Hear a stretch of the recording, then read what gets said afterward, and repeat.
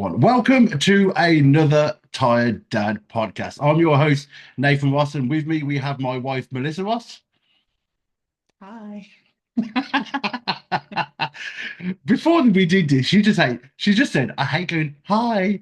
And what have you just gone? Hi. What do you want me to say? I don't know. You go, Hi. well, anyway, Go. should we do that again?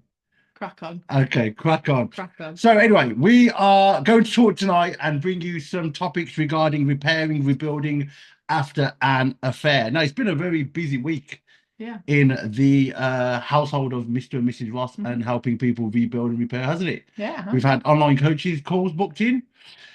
I've got therapy sessions booked in. We've given away a free letter Yeah. to help people. Interest in the particular area of affairs, isn't there? Yes. And I'm going to talk about a big topic that seems to be coming up a lot inside the DMs. Right. How many times should you forgive someone? Okay. People have asked you that question. Well, they've come to me with issues, asking for solutions. Well, not even asking for solutions, sharing their situations. And I've had people forgive twice, 3 times. And at what point do they say enough is enough after an affair? Okay. So let's play a bit of role play, Okay. shall we? Because I know you like a bit of role play. Yeah. Imagine then, so you are in a relationship, your partner's cheating on you. They'll say, I'm sorry, I'm sorry, I'm sorry. And then they've still kept the woman's phone in, or they still keep meeting up with the woman. And then you catch him again, maybe 6 months later, a year later. He's like, I'm sorry, I'm sorry, I'm sorry. Do you forgive again? I've got a bit of PTSD from that conversation. No. Right. The first thing I would say is he's clearly not sorry, and he's clearly got no interest in ending A, the affair, or Yeah. B, the hurt that he's causing you. Because if the continued behaviour is still there, Yeah. then the apology doesn't mean anything. And Yeah. I actually on my Instagram did a reel about that this week that was quite well received as well. About who is the apology actually for? Yeah. Is it manipulation so that they can have the blame shift back on you so that you feel sorry for them, so they can just continue their behavior with no consequences? Or is it genuine remorse for the situation that they've caused you, in which case they are absolutely willing to do whatever it takes to rebuild trust? Yeah. Now, if there's any blame shifting, if there's any lack of accountability in any area regarding the mistrust, they're not sorry. Yep. And they don't really care about your feelings about it. They just got caught. And they don't really want to repair it. Yeah. It's that whole thing of, I'm They really want- sorry, but they want it's like when you ask me for a massage. Yeah. And I go, oh, I don't mind giving you a massage, but Yes, there's always a but. but it's the same in a relationship, isn't it? And what I would say is it can't come from the person who has been cheated on. No. The effort can't be coming solely from that person. Totally. The person who has committed the adultery, the person that has committed the lie and the deceit, needs to be the one who is forthcoming with the A, apology, and B, the follow through, because the words mean nothing without the action behind it. Yeah. So let's say they don't actually mean they're sorry. They carry on doing what they've been doing, maybe not as much. Yeah. Maybe they're not getting caught, or maybe they get caught a bit later on down the line. I think you go through phases, and I'm relating it back to our circumstance, which I feel like can bring other people value, because for people to know that they're not the only people who've been through it, A, and B, that sometimes it's easier to spot a pattern of behavior if you're made aware of it. Yeah. So in the circumstances that we went through, there was periods of time where I would say, find a piece of evidence, if you want to call it that, that led me to believe that you were still in contact with this person or said person. There's a period of love bombing after that situation. So what tended to happen? Love bombing, that's a new word. You've not mentioned that one before. No. Ooh, okay, we'll delve into that. Okay. Right, so what happens is, I know what it is, but I've never heard of that term. The person who has been caught out, so to speak, will give you what they think that you need from them for a very short period of time to get back into your good books. So he tried to fix it. Yeah. So outwardly it might be, okay, I'll unfollow that person. Mhm. Okay, I'll delete the number. Okay, I'll promise I won't have anything to do with them. I swear it'll be the last time. Mhm. It's a bunch of false promises, Yeah. followed by a short period of love bombing, which Mhm. can look like extra effort that wasn't there More previously. affection.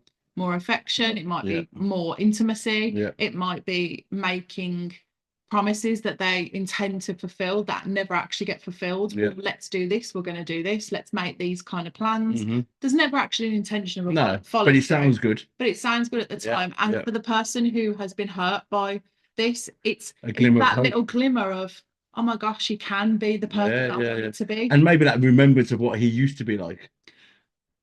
What that is clear manipulation from Yeah. the person who is lying and doing the deceit, because all it is a manipulative tactic to get you back on side. Yeah, yeah. To basically take the heat off of them. Yeah.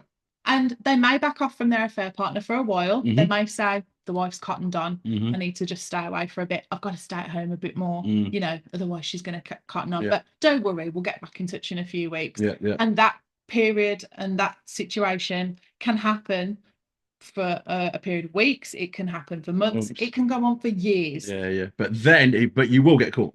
But eventually, Yeah. all of that is going to come to a head. Yeah. And the person who has been lied to and been deceived, hopefully will come to a point of, I am not doing this anymore. Mm. And this is, you know, something that we've been touching upon in our counselling sessions. Yeah. There has to be a point in time where the person who is being lied and cheated on says to themselves, I am not tolerating this anymore. I think it's really hard. But the person who's doing it has to know that they mean it. Yeah, and this is the thing, when we've had sessions with people, the hardest decision for them to is actually to say, you know what, I am actually done. Yeah. I love that person, but I'm done with being hurt, the manipulation, the letting of down, the lack of desired promises, and all the stuff that comes with being, I suppose, on a puppet string, isn't it? And if you are a person that is in that position, what Yeah. I would say to you is, you have got to reach that point, and nobody can tell you when that point is. No, we can't tell you. You know Nobody else when you're can there. tell you. You will know when you're at that point, and you have to communicate that very clearly with your partner, with your husband, with your wife. Yeah. That this is no longer going to be tolerated, and you're following through on it. Yeah. Because words, again, without action mean nothing. They've got to know, if I don't do anything about this now, if I don't stop this, I'm going to lose everything. Because the amount of times it said, I can't do this again. You can't do this to me again. Yep. If you do this one more time, that's it. Yep. How many times did you hear that? Oh, many. How many times did you hear that? And it didn't stop you. No, why? because I knew. Why? Yeah, because I knew. Because you knew deep down that I was prepared to do anything. Yeah. Totally, And as long as you gave me that period of love bombing where you gave me everything that I needed and wanted for that short period of time, and then we gently got back into the phases of, oh, he's just going to not be around, and oh, I've got to do this for work, and I'm not going to be here tonight, and I'm staying out, you know, for the next couple of nights. And it slowly gets back into the same old pattern. So what we're looking at then, really, and we know the answers to this, but we won't share the answers with you, really, because this is a thing that happens quite a lot, and it's a common question that we get. We can't tell you how many times you can forgive someone. Yeah. Okay. We can't tell you how many times you need to forgive them before you say, right, enough is enough.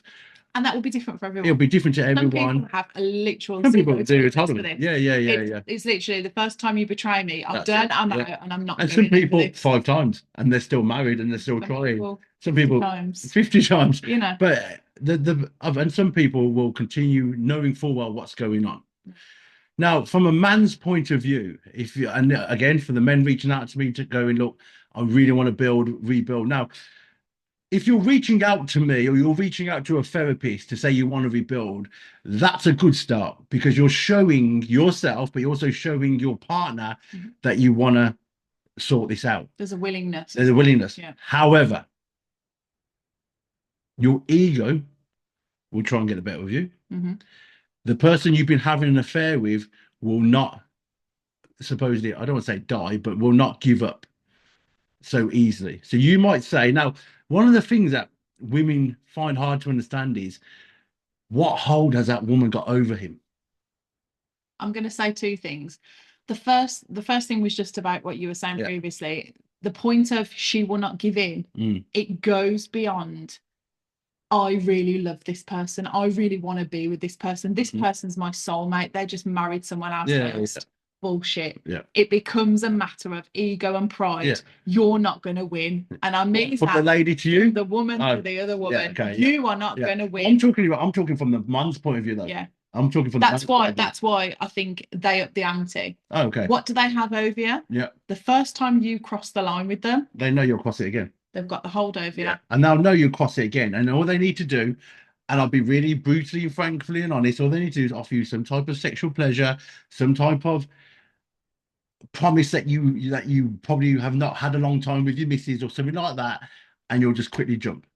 Okay, because that lust, that sexual desire, that the man's ego will start to be uplifted, and then you'll want to go back and fulfill whatever fantasy you've got, what you've got with your other so-called person. What would you say about those promises? Is there follow through with it? Most of the time there is follow through. No, I mean, like, does it last? Is it no, so what tends to happen with affairs now, many men might go, and there's probably the odd case where an affair has worked out. Someone posted on my gram the other week, and we're like, okay, cool, we're happy for you, it worked out for you, however you could have just left. But most of the time, the affair that you think is greener, the affair that you think this person is your soulmate, or the affair that you think this person is your person as you justify because that's making your ego feel better about why you're doing what you're doing, it quickly becomes a mundane relationship. Yeah, once you take the lies and the secrecy and the supposed excitement out of it, it becomes exactly what you had with your partner, with a different person, with added stress. Yeah, and all that, and I'm going to reiterate that last bit. All it becomes is another relationship, but with an even more added stress, because you're lying, you're cheating, you're hiding, and all that. Then I'm going to be really frank with you. If you're a man watching this now, all that he's doing, and I've spoken about it before, and I speak about it to my clients in the clinic, it's changing you as a person.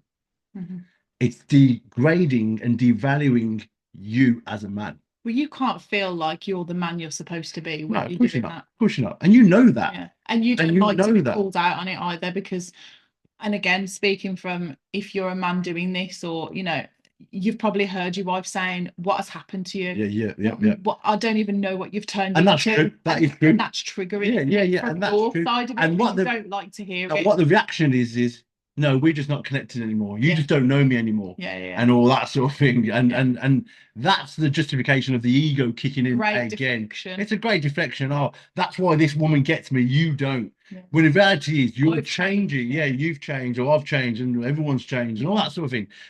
The bottom line is, as you're going through the process of having this affair, you're devaluing yourself as a man. You're losing who you are or what you were before. And your wife doesn't know who you are. You're projecting out to the world that that's what a man should be doing. Well, it's not even, who cares about the world and what's going on in the world. But who you are, and you've got no integrity anymore. Well, that's the bottom line. You've lost your integrity. And so whether the world, whatever your friends think, or whatever anyone thinks, you are just losing you. And what happens then? You just become a very weakened man of the person you were before. And even though it might feel like really good at the time, and you might feel macho when you're in the bedroom and she's fulfilling your fantasies, that short period of her fulfilling your fantasies, that eventually will go. The mundaneness of relationship will go. And what happens then is you just become half the man you were, maybe not even that, a quarter of the man you were, with this woman that you have no past with.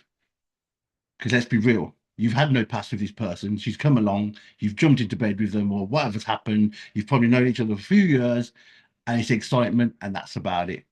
And you've given up the past that you've had with your wife, with your children, for what? Well, the excitement, if you want to call it that. It's only excitement because it's new. It's like a fun fair ride, isn't it? It lasts short term, and then you back off. Yeah, it's exciting because it's short lived, and also because it's not out in the open. Like I said, once you kind of take the sordid lies and the secrecy and the sneaking around.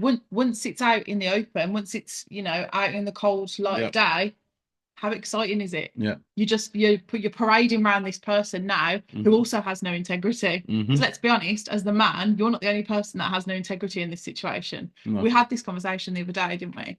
It's, you can almost give people a pass when they're when the affair partner's been lied to as well. Yeah, like, for example, I'm single or whatever. If you've lied and said that you've got no family, you've got no relationship, you're single, you can almost give the person a pass in that situation because they didn't know. But the person who did know that that person had a family and had a wife and children or whatever, you're almost saying to yourself, this is the kind of person that I want to be with. I'm putting myself on their level, and they've got no integrity either. So it's very hard to, I suppose, have real self-esteem and self-confidence knowing that that's what you've done, and that's now the person that you've chosen, I suppose. So I really feel, and again, this is, and then the other part to that is, if you have a friend that you know is going through this, okay, so if you're a man and you've got a man friend, or you've got a colleague or someone that you're close to that you know are having an affair, where's your integrity in calling them out?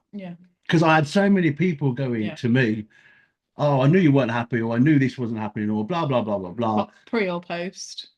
Post. Okay. After it all came out, and after we started and all that sort of thing, like, I knew you weren't happy, but no one's going to say at the time. No one's going to tell you at the time. When really, reality is, it would have been nice if people would tell you at the time. Of course, like, no, you've what the fuck are you doing? like, not someone in the relationship like you, because you told me like you're just jealous and whatever, but someone in my circle, or someone in your circle, who can be honest with you and go and sit you down, going, you're losing yourself. You're losing you're losing your respect. You're losing your family. You're losing the past you've got with your wife, who loves you and clearly wants the best for you and wants to help you. You're losing that. And whilst you've got nobody challenging you, whilst your ego will justify it. Whilst you're justifying your situation, because everybody else is cool with it. Everybody else sees why I've done what I've done. I clearly wasn't happy in my relationship. That's why I've gone and did what I did. And let's be honest, whatever your situation is with the affair, it's going to come out at some point how it all started. Yeah, and again, when you're a woman and you're being cheated on, and it comes out in the end, and you realise where it all started or how it's all started and all that sort of thing, your biggest question is why? Isn't it? Why? Why did you choose that woman? Why did it go down that route? Why did you allow it to happen? And the hardest part for the man is to answer that, because sometimes they don't even know why. And also from the woman's point of view, it's, you take it very personally at the time. And we've learned through our own therapy and through working through this that it was never about. No, it wasn't a personal thing. It's never about the person that you've done it to. It's about who you are internally. So if you are a wife asking your partner who you're looking to repair and rebuild, why did you do this? Why did you do that? The only way he's going to find answers is by going for therapy. By understanding who he is and about himself. Otherwise, he'll never be able to answer that fully. And he could say it's for sex. He could say it's for, she made me feel good. The overall consensus is they've done it because of ego. Okay, and that's a very surface level thing. But why did he let his ego take over? Was his lack of self-esteem? Was you definitely wouldn't have been able to answer those questions had you not had therapy. No, totally. So sometimes as the woman's side of this, you've got to give your partner time to understand himself and why he did what he did. Because we didn't have couples counselling straight away. No, we've had it a bit later on, didn't we? I went for a few sessions, well, a lot of sessions by myself, and then we had it together. And I think that has been the key to us mending and repairing our relationship, because had you not have delved into your past and your reasons for doing what you did, there's no assurance then from your partner's point of view that it's not going to happen again. And I want to turn on the other side of this. Once you have rebuilt yourself and once you have repaired your marriage, there are signs that we're going to talk about in the next podcast to show if he's genuinely repaired and if he's genuinely rebuilt, because there are actually signs and triggers and things along the way that will make you feel comfortable that he has done the internal work and that he is wanting to repair the marriage. Because it's very easy from my point of view, the man's point of view, to act for 6 months, Mhm. 7 months. Yeah, I want to rebuild and let you go through the healing process, and me comforting you through the healing process, Into a a false false sense sense of of security. security. But then that one time when your wife wants to talk about it, and he goes, "I don't want to hear it." That one time your wife says, "Do you remember what you did?" I go, "Yeah, I did it, but." Yeah. They're the signs that he hasn't actually rebuilt himself and understood why he did it. They're the signs that his ego is starting to rise again. Because as we've spoken about before, in previous podcasts, the healing process and the healing journey isn't linear. You are going to go through periods of time where you feel Two steps okay, forward. Yeah. and then there's going to be periods of time where you crash down, Yeah. and it feels just as raw as it did the first day that you found out. Mm-hmm. Triggers come left, right, and center. You don't know where they're coming from. You don't know when they're coming. Yeah. It is a form of PTSD. Yeah, I yeah, will stand by that. yeah. You being lied, you being lied to and betrayed for it doesn't even have to be a long period of time. It shakes you to your core because it's that one person who you thought would never ever do that to you, and that level of mistrust and level of hurt is indescribable if you've never been through it. Yeah. And it's definitely not a straightforward process. No. So coming back to the original question that many people have asked is, how many times should I forgive my partner? Or he's done it 2 or 3 times now, even though he said he wants to repair, and now I've said to him I'm going to stop and blah blah. He's really adamant now, he wants to repair and all that sort of thing. There is no there is there is no actual answer to that. What I will say is this: what damaging effect is it having on you, being lied to constantly, being told that one thing and then actually hearing or seeing another? What damaging effect is it having you mentally, emotionally, spiritually as well? Because the continuous lies and the continuous deception and the continuous cheating and the continuous ego driven mistakes this man's making, or your partner's making, or your husband's making, will have a detrimental effect, like PTSD, like trauma. And you have to ask yourself, what's the ideal situation? Do I stay in this and allow him to continue forevermore to keep messing me around, hurting me, lying to me? Because let's be honest, ladies, he's doing it because you're letting him. He's doing it because he knows he can get away with it. Because if he thought he couldn't get away with it, he wouldn't do it. Yeah. Because if he thought he could get away with, if he thought he couldn't get away with it, and you were really serious, he'd have just left. So the only reason this is continuing on for as long as it is because you're letting him. Yeah. And I can speak from personal experience with this. If I met myself now, would I have let it go on for as long as I did? Hell no. And I would have made sure that I let you know that I was damn serious. But every time you won me over, the love bombing happened, and it was a really toxic pattern. So you, what I was going to say, ask yourself, what's a more ideal situation? You continue in that situation where you know you're going to be continuing to be let down constantly, forevermore, literally.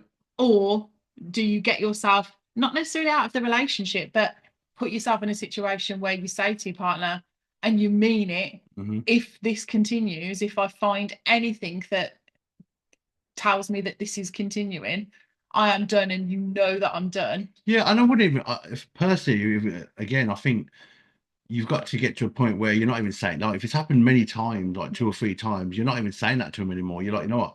I need to break away. I need to actually have my time to myself, away from you, away from distractions. And yes, it's hard if you've got kids because you're being reminded and all that, but you've got to get to a point where you're protecting you, and you're protecting yourself, and you're protecting your own mental health, you're protecting your own mindset, you're protecting your family, your little bubble. And so you got to really, really think about the what you can do and what you can control. And it's not an easy choice. It's hard, especially if you're saying to yourself, "Well, I need to cut this off now." It's not an easy choice. On a more positive note, is if there's willingness from both sides, Oh yeah, and there's could be the woman. Yeah. But we're talking from a man-woman situation. If the man is willing to take full accountability and he's the one driving the want to heal, it's absolutely possible. Yeah, of course. Walking example. So, guys, next time on our Title Dad podcast, we're going to talk about, does he really want to repair? And until next time, guys, please like, share, comment below. We'd love to hear your questions. We are doing a live Q&A on Sunday evening, 9 p.m. UK time. So by the time this comes out, which will be Thursday, is it Thursday tomorrow or Wednesday? Wednesday, the 23rd of April. On Sunday at 9 p.m. we're doing a live Q&A on our Zoom. So if you want to join, click the comments in the description of this video, and you will see a link to register, and we will hopefully see you on our live Q&A Zoom to talk all things about rebuilding and repairing your marriage. Guys, thanks for watching, and we'll see you soon. Thank you.